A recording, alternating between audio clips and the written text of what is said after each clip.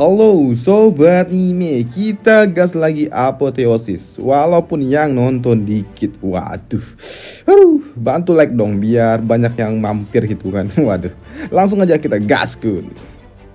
Mereview sedikit dari part sebelumnya, Zen yang masuk ke dalam tubuh naga air bersama bocah misterius yang bernama Di.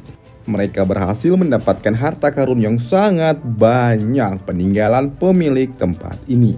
Dengan bantuan dari bocah bernama Di itu, di sini Zen pun mendapatkan peringkat 1 dalam ujian percobaan Istana Awan. Namun peringkat 1 tidak hanya mendapatkan suatu keuntungan, Zen juga harus berurusan dengan para pimpinan dari aliran lainnya. Bahkan tetua dari Istana Awan yang bertanya tentang apa yang terjadi dan bagaimana bisa bocah lemah ini dapat menjadi peringkat 1 ketika anaknya saja yang jago malah dapat peringkat 3. Namun beruntung ketika otak Zen bakal dicomot, Doi diselamatkan oleh Banaspati yang dikirimkan oleh seseorang. Dan naga hijau pun berkata kepada Zen kalau orang itu ada di arah jam 3 di sebelah kiri dan orang itu adalah Di. Di sini Zen pun cukup heran dengan latar belakang Di, bagaimana bisa ia mengusir tetua itu. Di pun hanya berujar kalau bocah ini adalah orang milikku dan jangan ikut campur dan segera pergi. Setelah itu semua, kini panitia pun kembali mengumpulkan seluruh murid-murid itu dan mengumumkan pemenangan ujian kali ini adalah Luo Zeng di peringkat pertama dan Huang Ming di peringkat kedua dan juga Zhou Bufa di peringkat ketiga beserta Tian Yo, Tian Yo. Setelah itu semua, dengan susunan formasi teleportasi, seluruh murid yang lulus mereka dikirim ke Istana Awan. Nah, setibanya di tempat ini, Zen pun merasakan kalau di tempat ini memiliki energi bumi yang terasa lebih padat. Waduh. Mereka yang berjalan menuju mahkamah unggulan membuat para murid-murid dari Istana Awan pun cukup terkejut. Ternyata yang di depan mereka ini adalah kumpulan murid-murid berbakat. Setibanya di mahkamah unggulan, para murid pun akan mendapatkan token tanda pengenal.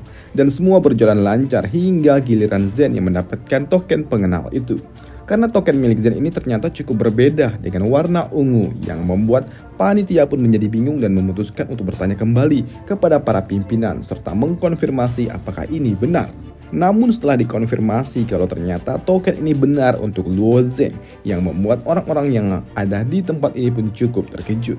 Dan itu semua pun membuat banyak sekali pertanyaan di kalangan para murid. Namun salah satu panitia pun berujar kalau ini adalah keputusan dari Istana Awan dan dilarang untuk bertanya yang tidak-tidak. Dan jika tidak, maka mereka semua akan dibuang dari Istana Awan. Setelah acara pemberian token identitas, di sini Huang Min pun yang berjalan, Doi pun menemukan suatu peta daerah tengah, di mana Doi pun tahu kalau Zen memiliki suatu urusan di tempat itu nantinya, dan Doi pun memanggil Zen.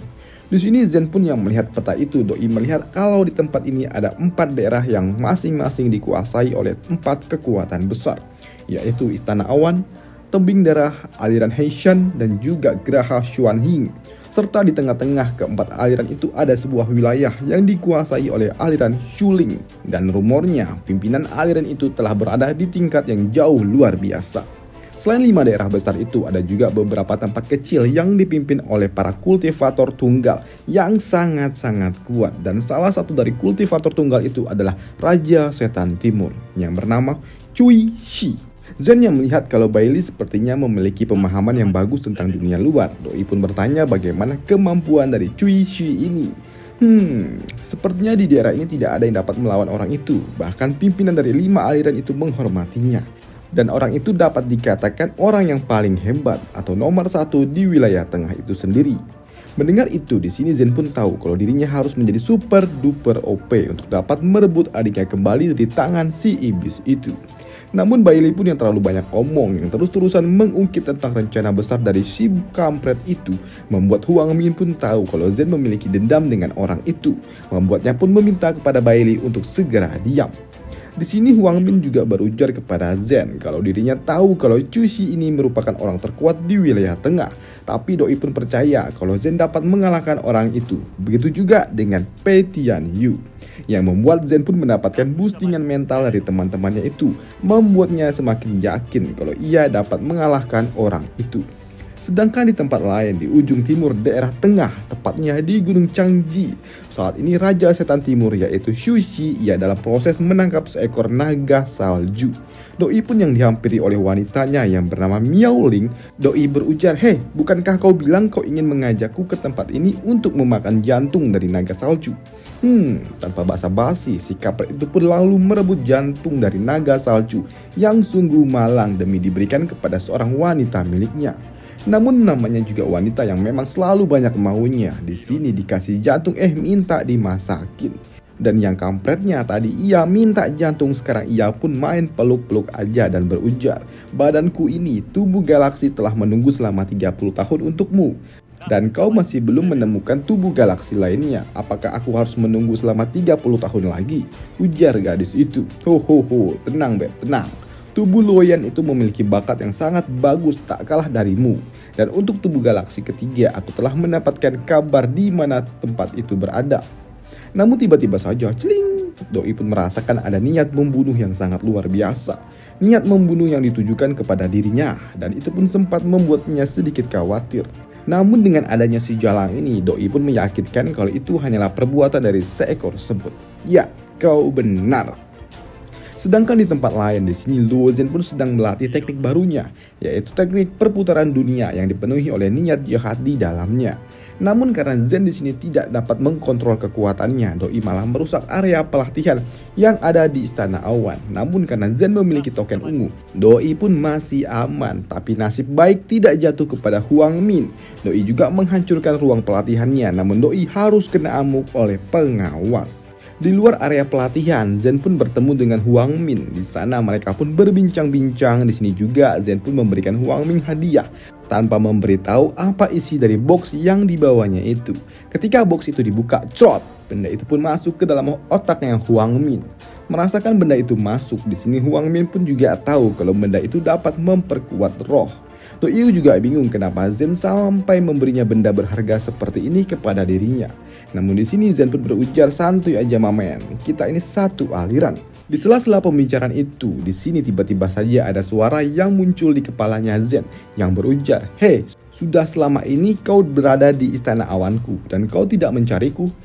Padahal aku sengaja memberikan token berwarna ungu untuk dirimu." Dengar itu Zen pun cukup heran, tapi ia tahu siapa suara ini. Suara itu pun juga menambahkan kalau ia akan memberikan hadiah kepada Zen nantinya. Mendengar itu, di sini Zen pun merasa kalau dirinya memiliki firasat buruk. Sedangkan di Istana Es saat ini ada seseorang yang duduk di singgasana, dan orang itu adalah pimpinan Istana Awan, yaitu Ning Yudi. Di tempat ini juga Di pun dihampiri oleh salah seorang tetua yang berujar, "Pimpinan istana, apakah ini bagus untuk dirinya?" Ya, anak ini dari awal memang harus diberi pelajaran. Ya, mereka sedang membahas Luo Zhen. Dengan menggunakan teknik Pak Tua itu, di sini tiba-tiba saja membuat Zen pun berteriak terkejut. Di sini Zen pun juga tahu kalau dirinya masih terhubung dengan Di. Lantas ia pun berujar, "Oi, coba kau jelaskan apa sebenarnya hadiah yang akan kau berikan itu?" Sedangkan saat ini Huang Min yang berada di sebelah Zen, ia kebingungan dengan sikapnya Zen yang tiba-tiba saja berubah dan juga aneh, dan tiba-tiba langsung pergi meninggalkannya begitu saja. Zen yang tahu kalau ini adalah perbuatan Di, Doi pun hanya dapat pasrah menuju suatu tempat, di mana tempat itu sedang terjadi suatu latih tanding antara murid Istana Awan. Dan di dalam latih tanding itu ternyata mempertemukan Bufan dan juga kakaknya, yaitu Fei Ling. Di tengah-tengah pertarungan antara latih tanding yang cukup keren itu, tiba-tiba saja ada seseorang yang mendobrak pintu tempat mereka berlatih, dan orang itu adalah Luo Zhen. Dengan tubuh yang dikendalikan, di sini Luo Zhen pun tidak dapat mengendalikan tubuh dan juga lidahnya, yang memaksa dirinya pun harus berkata, "Dasar sampah, siapa yang berani tantang aku? Sini, maju." Setelah mengucapkan hal kotor itu, di sini tiba-tiba saja tubuhnya Zen pun dapat ia kontrol kembali. Tapi itu sudah terlambat ketika Zen ingin kabur pun tidak. Pintu masuk yang didobrak oleh Zen itu ditutup oleh Fei Ling. Doi pun berujar, ternyata di antara murid unggulan Istana Awan ada makhluk yang cuma berada di ranah alam langit tapi berlagak sombong. Hei, maaf. Yang tadi itu bukan aku yang ngomong, tolong dengarkan dulu penjelasanku, ujar dari Zen yang cukup panik. Namun hal itu pun tidak berlangsung mudah ketika Yang Fei pun dikompori oleh Bufan. Kalau bocah itu adalah bocah yang mendapatkan peringkat 1 dalam ujian percobaan tahun ini, yaitu Dozen. Oh, jadi kau adalah bocah yang telah membuat bapakku marah ya? Kalau begitu tak ada yang perlu dijelaskan lagi. Namun ketika Yan Fei ingin bertindak, di sini Bu Fan pun langsung mengambil alih perannya. Doi akan mengambil alih ini semua dan juga berujar, bocah yang nggak tahu diri itu memang harus diberi pelajaran. Di sini Zen pun juga tahu kalau ia tidak dapat kabur lagi. Lantas di sini Zen pun berujar, baiklah. Cuma siapa yang harus diberi pelajaran itu masih belum pasti. Kau atau aku? Kau ingin memberikan aku pelajaran, tapi takutnya kau belum pantas untuk dapat melakukannya, ujar bocah Bu Fan. Pantas apa tidak pantas memang bukan aku yang menentukan, tapi tombakmu atau pedangku, ujar Zen sembari ia mengeluarkan pedang miliknya. Oke. Kalau kau ingin bertarung, ayo, ujar Bu Fan. Mendapatkan tantangan itu, di sini Zen pun tanpa ampun ia langsung melakukan inisiasi menyerang. Bam! Terjadilah suatu benturan senjata di antara mereka. Selepas gerakan pertama, terjadilah jual beli serangan di antara mereka. Ting. Ya, gitulah. Merasa serangan biasa tidak berguna, di sini Bu Fan pun mulai menggunakan jurusnya, dan jurus pertama yang ia gunakan adalah teknik lilitan tombak iblis. Dengan sangat percaya diri, Bu Fan pun melesat ke arah Zen. Melihat serangan itu, di sini Zen pun tahu kalau itu cukup berbahaya jika ia terkena langsung oleh serangan itu. Lantas Doi pun memutuskan untuk melakukan perlawanan dengan pedang miliknya yang telah ia lapisi oleh unsur sejati miliknya. Dan untuk teknik yang dilepaskan kali ini adalah teknik putaran kematian. Serangan mematikan yang dilepaskan oleh Bu Fan itu ternyata dapat ditahan oleh pusaran itu. Bukan cuma bertahan, ternyata saat ini tombak milik Bu Fan pun berserta lengannya pun terhisap ke dalam pusaran itu juga. Melihat adiknya menjadi ibab guling di sini, membuat Yan Fei pun meminta kepada Zen untuk segera menghentikan jurusnya itu sembari mengancam dengan tombak miliknya. Dan hal itu pun membuat Zen berujar, heleh, ternyata orang-orang dari keluarga Zhou memang suka main keroyokan.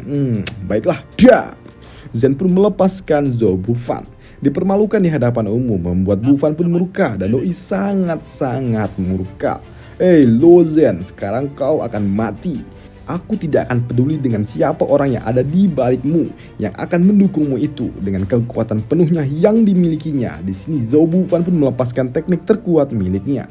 Sedangkan di Istana Awan Es, di sini tetua itu pun berujar, jika teknik yang dilepaskan oleh Bu Fan ini memang cukup berbahaya yang memiliki daya rusak yang cukup besar, walaupun teknik itu belum sempurna dan ini memang cukup berbahaya. Tapi di sini Dei pun mengatakan santuy aja, biarkan aja, karena aku yakin teknik putaran yang dimiliki oleh Zen tidak lebih lemah dari teknik yang dimiliki oleh Bu Fan saat ini.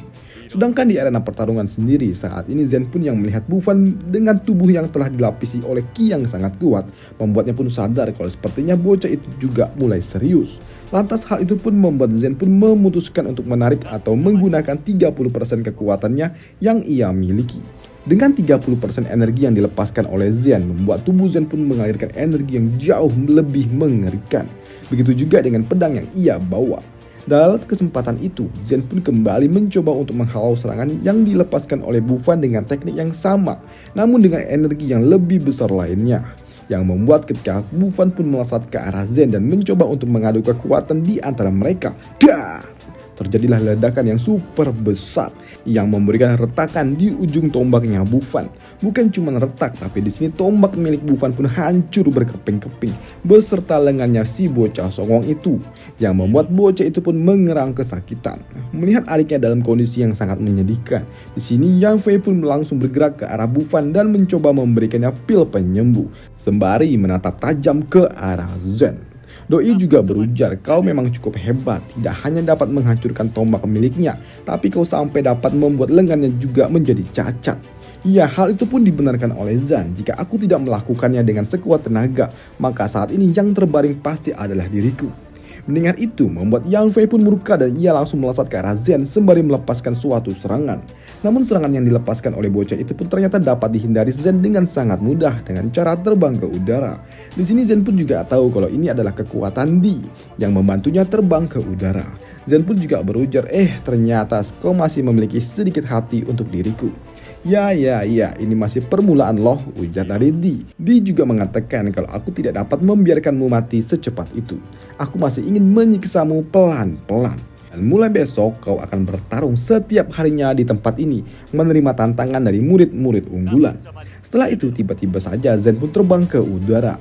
Namun ketika Doi berusaha untuk dikejar oleh Zhou Yaofei, Zen pun berujar kalau seluruh murid Istana Awan hanyalah sekumpulan sampah, sembari mengacungkan jari manisnya, yang tentu saja itu adalah perbuatan Di menggunakan tubuhnya Zen. Dan benar saja, keesokan harinya pagi-pagi buta Zen pun yang masih tidur, ia harus pergi ke tempat murid Istana Awan untuk membuat suatu keributan. Dengan lagak songongnya, di sini Zen pun harus berujar kalau dirinya memberikan suatu peraturan, kalau dirinya akan bertarung dengan siapapun yang ia mau. Dan aturan mainnya, ia akan memilih lawannya sendiri. Dan untuk pertarungan kali ini, bocah beruntung itu adalah bocah bertubuh kekar yang bernama Bai Meng. Di sini bocah Bai Meng pun juga senang kalau ia akan melumat bocah songong itu. Tapi di sini Zen pun juga kampret, dia akan bertarung dengan bocah keker itu hanya menggunakan tangan kosongnya saja. Dan jelas itu memprovokasi lawannya. Mendapatkan provokasi itu, di sini bocah keker itu pun dengan sangat senang hati akan melumat dengan tubuh yang telah dibanjiri oleh energi di sekujur tubuhnya. Karena mereka telah berhadapan satu sama lain, di sini tanpa beritil-itil, bocah keker itu pun langsung melakukan inisiasi untuk menghajar Zen. Dan untuk melakukan counter, di sini Zen pun mengaktifkan kristal yang ia tanam di lengannya, yang membuat kini lengannya pun dilapisi oleh energi yang meluap-luap. Ketika Zen mengadu kekuatan di antara mereka, bam! Bocah kekar itu pun langsung tumbang. Wah, siapa lagi yang mau dihajar? Ujar dari Zen. Karena di sini Zen yang memiliki aturan kalau dirinya akan memilih lawannya sendiri, yaitu murid yang paling berbakat, membuat Zen pun menolak salah satu murid yang ingin bertanding dengan dirinya. Zen pun yang kembali menantang satu orang murid yang memang cukup berbakat, namun ketika Doi ingin bertarung, ternyata lawannya pun menyerah dan tidak ingin bertarung, yang membuat Zen pun kesal dan langsung menunjuknya. Setelah puas membantai dua orang murid, Zen pun kembali pergi dari tempat pelatihan ini. Dan pada malam harinya, Zen yang berada di dalam kamarnya, Doi pun berbincang dengan naga hijau untuk menagih janji untuk dapat diajari belajar sajak. Ya, naga hijau ini mengatakan kalau yang sebenarnya ingin ia ajarkan itu adalah tato dewa. Namun ya memang mirip dengan sajak dalam bahasa manusia. Hanya saja tato dewa ini memiliki kekuatan yang jauh lebih kuat daripada sajak manusia. Cuman karena saat ini kekuatan roh milik Zen terlalu lemah untuk dapat belajar tato dewa, maka dari itu saat ini Doi hanya dapat mengajari Zen tingkat yang paling rendah. Apakah kau yakin ingin belajar sekarang? Tanya naga hijau itu. Ya, Zen pun sangat bersemangat. Hanya saja untuk dapat mempelajari itu semua, Zen pun harus menyiapkan bahan-bahan yang diminta oleh naga hijau ini. Dan itu memang sungguh sangat banyak. Dan keesokan harinya, sesuai dengan rutinitas harian barunya itu, Doi kembali ke tempat para murid Istana Awan berlatih dan memulai suatu pertarungan. Dan kali ini Doi dipantau oleh seorang master. Master itu pun yang melihat sikap Zen aneh, Doi pun curiga tentang apa yang terjadi kepada Zen. Dengan kemampuannya ternyata ia dapat melihat kalau ternyata di tubuh Zen saat ini terdapat suatu benang-benang ki. Master ini pun juga tahu kalau teknik itu hanya dapat digunakan oleh master yang disebut sebagai dewa mimpi besar. Melihat itu semua, Doi pun juga paham ternyata akhir-akhir ini sikap Zen berubah menjadi songong ternyata adalah perbuatan dari pimpinan Istana Awan. Dan seperti biasa, setelah menumbangkan dua orang murid, Zen pun kembali bersikap songong dan ia lalu kabur, yang membuat Doi pun menjadi suatu incaran para murid-murid lainnya. Setelah dari tempat pelatihan, Zen pun mampir ke suatu pasar dan Doi datang ke sebuah toko yang menjual bahan-bahan herbal yang memang dibutuhkan oleh Zen. Namun ketika Zen meminta kepada pemilik toko untuk segera menyiapkan barang-barang latihan yang digunakan untuk membuat sajak, namun ternyata ketika pemilik toko melihat barang-barang yang diminta oleh Zen, membuat pemilik toko pun murka dan Doi tidak terima dan tidak akan menjual barang-barang tingkat tinggi untuk Zen yang katanya ingin belajar sajak dengan bahan-bahan berkualitas tinggi yang biasa digunakan untuk membuat sajak tingkat 4. Zen yang melihat Pak Tua itu tidak mau menjual membuatnya pun bingung dan bertanya, tapi Pak, tidak ada tapi-tapian. Dan hal itu pun membuat Zen bingung. Kenapa ada seorang pedagang yang tidak mau menjual barang dagangannya. Namun naga hijau yang melihat Zen ditolak oleh pemilik toko, Doi pun meminta Zen untuk melihat giok yang dipegang oleh Pak Tua itu. Kalau ternyata giok itu adalah giok kuno ras Phoenix. Dan sepertinya Pak Tua itu pun tidak mengerti tulisan yang ada di giok itu. Jadi karena naga hijau ini paham, Doi pun akan meminta Zen untuk mengikuti apa yang ia katakan. Dan itu pasti akan dapat membuat orang itu mau menjual barang dagangannya. dengan api dari surga, tempat untuk menyembah teratai, bakar keabadian seluruh jurus. Tunggu dulu bocah. Apa yang barusan kau katakan itu? Apa jangan-jangan apa yang barusan kau katakan itu adalah tulisan yang ada di giok ini? Mendengar dan juga melihat sepertinya Zen paham dengan tulisan di giok ini, membuat Pak Tua itu pun ingin mendengar penjelasan dari Zen tentang giok itu. Bukankah kau tidak mau jualan? Aku pergi dulu ya.